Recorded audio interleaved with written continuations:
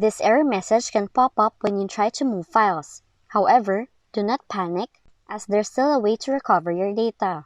So some users resolve the issue by repairing system files with SFC scan and also the check disk tool. To do it, open command prompt with admin rights, type in the following commands one by one, and then press enter after each one. Now if the error still persists, turn off real-time antivirus shields by opening virus and threat protection, then turn off real-time protection. Once done, move your file and re-enable the protection again.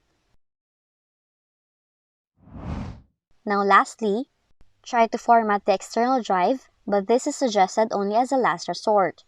So do it by opening File Explorer, right-click on the problematic drive, select Format, and then click Start once you have tweaked the settings, and this will immediately start formatting. You just have to make sure that you have your files backed up before formatting the drive. But that's how you can fix the following error in your Windows computer. If you found this video helpful, kindly like and subscribe. You may also click and turn on the notification bell so you can be notified from whenever we release new videos.